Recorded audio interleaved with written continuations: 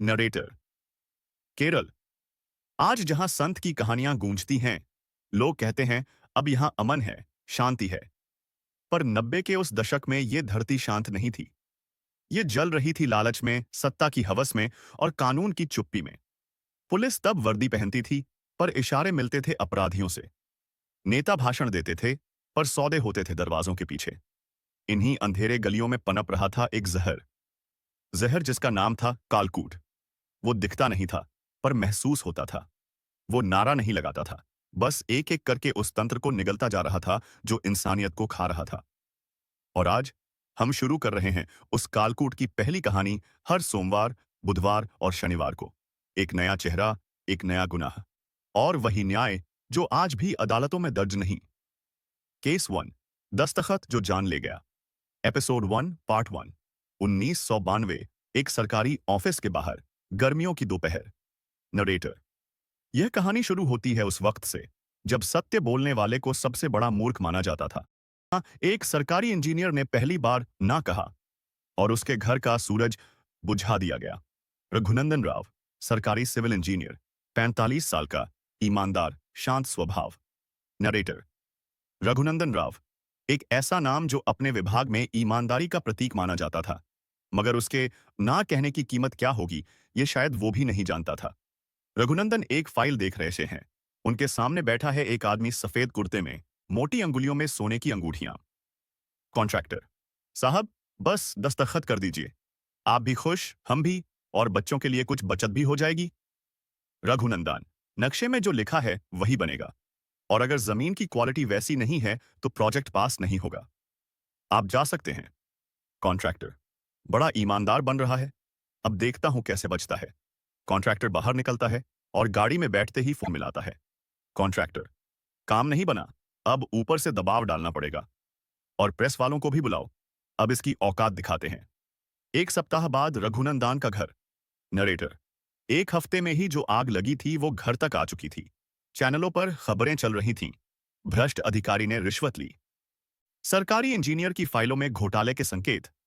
बाहर मीडिया, कैमरे, माइक, शोर। अंदर उनका बेटा विक्रांत, 17 साल का, डरा हुआ। मां रो रही है। विक्रांत। पापा, ये सब क्या बोल रहे हैं? आप तो कभी। रघुनंदन। सच कहने की सजा मिल रही है बेटा, पर डरना नहीं। हम गलत नहीं हैं। जेल 3 महीने बाद। नरेटर। 3 महीने में वो ईमानदार इंजीनियर एक आरोपी बन चुका था। केस, बयान, मीडिया ट्रायल और फिर एक खबर जो सब कुछ बदल देगी। जेल का दरवाजा, चीखती हुई आवाजें, किसी अधिकारी की बात। जेलर। उसने खुद को फांसी लगा ली है। कोई गवाही नहीं मिली। आत्महत्या का केस दर्ज करें। कुछ दिन बाद विक्रांत के घर के बाहर। नरेटर। विक्रांत। उस लड़के ने अपने पिता को खोया और फिर खो दी इंसानियत की आखिरी उम्मीद भी। मुख्य किरदार आराव मेहता। 28 साल का वकील, विक्रांत का सबसे करीबी दोस्त, दूर से भीड़ देखता है। भागता है घर की ओर। आरव। इतनी भीड़? ये क्या हुआ विक्रांत? भीड़ में पहुंचता है। अंदर विक्रांत की मां, बहन और खुद विक्रांत, तीनों की लाशें पड़ी हैं। एक चिट्ठी अस्पष्ट लफ्जों में लिखी हुई। नैरेटर। आत्महत्या या कुछ और? पुलिस ने केस बंद कर दिया, कागजों में लिख दिया मानसिक दबाव। पर आरव जानता था, यह अंत नहीं था, यह शुरुआत थी। कुछ महीनों बाद आरव के घर की छत पर रात। आरव अकेला बैठा है। अखबारों की कटिंग्स, सबूतों की फाइलें बिखरी पड़ी हैं। आरव। मैंने कानून की हर राह अपनाई, हर दरवाजा खटखटाया, पर मिला क्या? पद से हटाया गया, धमकियां मिली। अब अगर न्याय देना है तो वकील नहीं, जहर बनकर देना होगा। वो जहर जो दिखाई नहीं देगा, पर नसों में उतरकर हर अधर्मी को चुप करा देगा। नरेटर। उसी रात जन्म हुआ कालकूट का। न किसी अदालत का नाम, न किसी पोस्ट का पद, बस एक छाया जो न्याय देगा, पर कानून से नहीं। 1 महीना बीत चुका था उस रात को, जब आरव मेहता ने कानून की चुप दीवारों से मुंह मोड़कर भीतर ही भीतर एक ऐसी प्रतिज्ञा ले ली थी जो उसे अब इंसान नहीं, एक साया, एक जहर बना चुकी थी। उस महीने में आरव ने न तो किसी पुराने केस की फाइल को छुआ, न ही किसी अदालत की दहलीज पर गया। जो वक्त वो पहले किताबों और तर्कों में बिताता था, अब वो सब कुछ बदल चुका था। अब वो समय उस इमारत की दीवारों में छिपे उस भ्रष्टाचार को पढ़ने में जा रहा था जिसे कभी किसी संविधान ने नहीं लिखा था। कड़ी निगरानी, महीनों की फाइलों का विश्लेषण, अफसरों की दिनचर्या, रूटीन कॉल्स और एक-एक पग का अवलोकन, यह सब अब आरव की जिंदगी बन चुका था। लेकिन इस अध्याय की शुरुआत वहीं से होती है जहां न्याय की पहली चुप चीख गूंजती है। रात, एक सुनसान सड़क, शहर के बाहर का इलाका, तेज बारिश। तेज बारिश की बूंदें जमीन से टकराकर ऐसी आवाज पैदा कर रही थीं जैसे समय खुद कोई चेतावनी दे रहा हो। घड़ी की सुइयां रात के 12 बजकर 27 मिनट पर थम सी गई थीं। दूर एक काली गाड़ी रुकती है, चमचमाती, सरकारी स्टिकर लगी हुई, लेकिन अंदर बैठा व्यक्ति कोई मंत्री नहीं।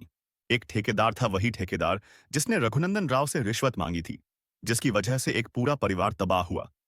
गाड़ी के अंदर एसी चालू, मोबाइल पर कॉलिंग चल रही थी। कॉन्ट्रैक्टर: हाँ, अगले टेंडर में नाम फाइनल है, पैसे ऊपर पहुंचा दिए हैं, बस अब फाइल पर दस्तखत की देरी है। वो शर्मा भी सेट हो गया है। अचानक खिड़की पर कुछ गिरता है। वह चौंकता है, शीशा नीचे करता है, पर वहां कोई नहीं। सामने हेडलाइट में सिर्फ एक टूटी सड़क और बिजली की तारें दिखती हैं। वह मुड़ता है वापस कॉल पर जाने के लिए। तभी गाड़ी का लॉक अचानक एक्टिव हो जाता है। ऐसी बंद हो जाती है, दरवाजा भीतर से बंद हो चुका है। कॉन्ट्रैक्टर घबराकर: क्या क्या चल रहा है? कौन है बाहर? हेलो? हेलो? फिर एक धीमी सी गंध, फिर गर्दन में एक हल्का सा चुभन।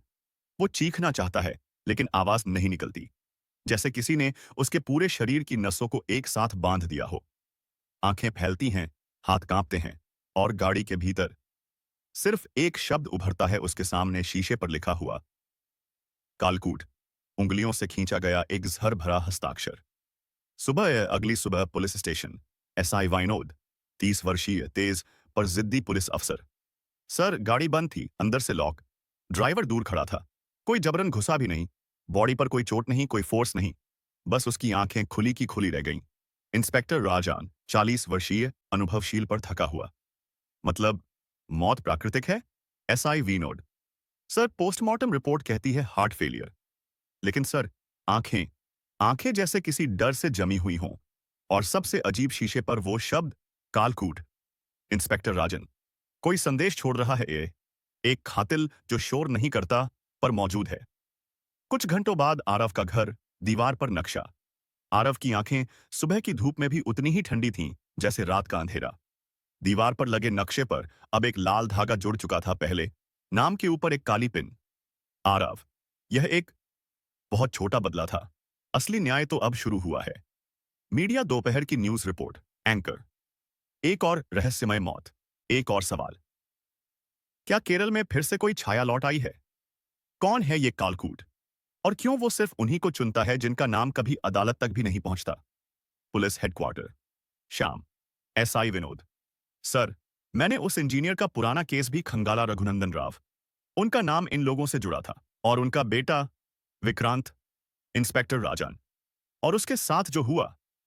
और उसका दोस्त, वो वकील, नाम क्या था? एसआई विनोद: आरव मेहता। इंस्पेक्टर राजन कुछ क्षण सोचता है।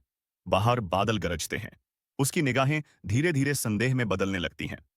इंस्पेक्टर राजन: हर तिलिस्म का पहला सुराग उसी के पास होता है जिसने सबसे ज्यादा खोया हो। अब उसकी परछाई को पकड़ना होगा, नहीं तो अगली मौत हमारा इंतजार कर रही होगी। अंतरात, समंदर के किनारे। आरव खड़ा है चट्टान पर।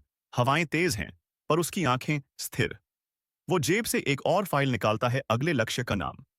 आरव, तेरी सांसें अब कानून नहीं गिनेगा, वो गिनेगा जिसे तुमने कुचला था। पृष्ठभूमि में धीमा संगीत, जैसे कोई पुराना वाद्य यंत्र बज रहा हो। और कैमरा ऊपर आसमान की ओर जाता है, जहां बिजली चमकती है और स्क्रीन पर उभरता है। अगली सुबह, कोच्चि शहर का एक पुराना मोहल्ला। नरेटर: कुछ कहानियां आओ अखबारों में नहीं छपती, वो दीवारों में दबी रहती हैं, पान की दुकानों की फुसफुसाहटों में, और चाय में डूबे बिस्किट की तरह टुकड़ों में टूटती रहती हैं। श्रुति, एक 25 वर्षीय रिपोर्टर जो अब तक बॉलीवुड की खबरें कवर करती थी, आज पहली बार किसी क्राइम सीन पर आई थी। वह जानती थी यह मौत सामान्य नहीं थी। उसका कैमरा हाथ में था, पर उसकी आंखें किसी पुरानी इमारत की तरह संशय से भरी थीं। श्रुति: मुझे एक चश्मदीद चाहिए, कोई जिसने देखा हो या महसूस किया हो। वहीं पास एक वृद्ध, लगभग 70 वर्ष का, पान की दुकान के पास बैठा, आंखें ऐसी जैसे सब कुछ देख चुकी हों। श्रुति, बाबा, आपने कुछ देखा उस रात? बुजुर्ग, धीरे मुस्कुराते हुए, देखा नहीं बेटी, महसूस किया। जैसे कोई साया था, हवा में बहता हुआ। वो चलता नहीं, सरकता है। श्रुति, कौन? बुजुर्ग, कालकूट। उसे कोई नहीं पकड़ सकता, क्योंकि वो इंसान नहीं, एक व्रत है। वो हर उस सांस में रहता है जो अन्याय पर टूटी हो। श्रुति चौंकती है, नोटबुक में लिखने लगती है। जैसे ही ऊपर देखती है, बुजुर्ग वहां नहीं होता। कैमरे में उसे पकड़ने की कोशिश करती है, लेकिन रिकॉर्डिंग धुंधली हो जाती है। दूसरी ओर पुलिस हेडक्वार्टर। एसआई विनोद सुबह की चाय लेकर केस फाइल्स पढ़ते हुए इंस्पेक्टर राजन के सामने आता है। एसआई विनोद, सर, ये रिपोर्ट देखिए। वो ठेकेदार जो मरा है, उसी सरकारी रोड प्रोजेक्ट में शामिल था, जो रघुनंदन राव ने ठुकरा दिया था। उसमें एक और नाम है, अर्जुन सेठ। राजन, तो अगले नंबर पर वही होगा? एसआई विनोद, पता नहीं सर, लेकिन मीडिया पहले ही उसे घसीट चुकी है और इस कालकूट नाम ने पब्लिक का ध्यान खींच लिया है। राजन, धीरे सोचते हुए, ये कातिल हमें सीधा नहीं मारेगा, ये हमारा भरोसा पहले मारे देगा। शाम आरव का घर, छत पर अकेला। आरव एक पुरानी डायरी के पन्ने पलट रहा है। उनमें विक्रांत की लिखी कुछ पंक्तियां हैं, शायद आत्महत्या से पहले की। उसकी आंखें उस पंक्ति पर ठहरती हैं। अगर कभी जिंदगी मुझे मौका दे, तो मैं इस दुनिया को वो दर्द वापस देना चाहता हूं जो मुझे हर सांस में मिला है। आरव, धीरे, खुद से। विक्रांत, तेरे शब्द अब मेरी योजना बन चुके हैं। तुझे मारा नहीं गया, तुझे मिटा दिया गया था।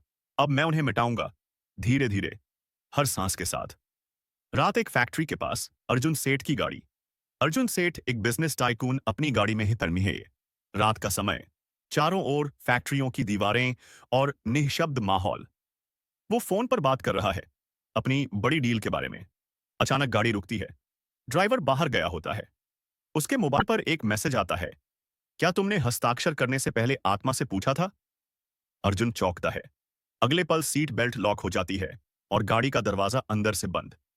ऐसी अचानक बंद होता है और एक अजीब गंध अंदर फैलती है। उसी क्षण उसके सामने के शीशे पर उभरता है वही शब्द, कालकूट। सुबह न्यूज चैनल की हेडलाइन, एक और हाई प्रोफाइल मौत, हार्ट अटैक या कोई छिपी हुई छाया। श्रुति रिपोर्टिंग कर रही होती है। श्रुति, दूसरी रहस्यमयी मौत। फिर वही तरीका और फिर वही शब्द, कालकूट। पुलिस अब तक अंधेरे में है, लेकिन क्या यह सिर्फ बदला है या कोई संदेश? पुलिस हेडक्वार्टर, तनाव बढ़ता है। राजन की टेबल पर अब दो तस्वीरें, ठेकेदार और अर्जुन सेठ। दोनों के पास कालकूट का निशान। एसआई विनोद, सर, एक बात और। दोनों की मौत के बाद कैमरे, रिकॉर्डर्स, कुछ न कुछ तकनीकी फेलियर हुआ है। राजन, अब हम किसी इंसान से नहीं, एक आइडिया से लड़ रहे हैं, जो हमारे सिस्टम के अंदर ही घूम रहा है। रात, समुद्र तट पर आरव हवा में खड़ा। वो अगली फाइल उठाता है, एक और नाम, और नीचे कुछ लाइनों में विक्रांत का सपना लिखा है। आरव, अब तू आराम कर सकता है दोस्त, ये लड़ाई अब मेरी है। दस्तखत, जो जान ले गया का अंतिम भाग। सुबह, police headquarter, Kochi. Narrator, system जब बेबस हो जाता है, तो या तो सच छुपाता है या किसी और को बलि चढ़ा देता है। पर इस बार बलि का बकरा भी कालकूट का लिखा हुआ था। राजन अपनी पूरी टीम के साथ अब सिर्फ एक नाम पर टिका हुआ था, आरव मेहता। कमरे में बुलाई गई एक इमरजेंसी मीटिंग, सबूत, आदि, बयान और सबसे ज्यादा राजनीतिक दबाव। राजन, हमारे पास समय नहीं है, हमें किसी को जवाब देना होगा। मीडिया भी अब सीधे हमारे काम पर उंगली उठा रही है। अगर आरव दोषी नहीं है, तो दोषी कौन है? और अगर है, तो ये खेल कानून से बहुत आगे का है। दूसरी ओर, आरव का ठिकाना, एक पुराना लाइब्रेरी कमरा। आरव अकेला नहीं है, वो अब उस पत्रकार श्रुति से मिल चुका है। श्रुति ने अब सच का साथ चुना है, टीआरपी से लड़कर। आरव, मेरी कहानी किसी टीवी शो की तरह नहीं है, ये जिंदगी है, जहां हर मौत सिर्फ अंत नहीं, एक नई शुरुआत है। श्रुति, तो अब क्या? राजीव की मौत का मतलब क्या है? आरव, मतलब ये कि अब वो डर गए हैं। अब वे जल्दबाजी करेंगे और वहीं वे एक गलती करेंगे। रात, एक गुप्त बैठक, राजनीतिक लॉबी। कुछ बड़े नेता, एक ठेकेदार और एक सीनियर पुलिस अधिकारी, तीनों एक रेस्ट हाउस के सीक्रेट कमरे में। राजन वहां नहीं है। ये पुलिस की नहीं, सत्ता की बैठक है।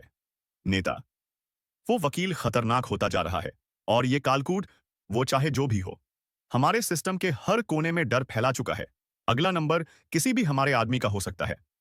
ठेकेदार, हमें पहले जैसे करना होगा।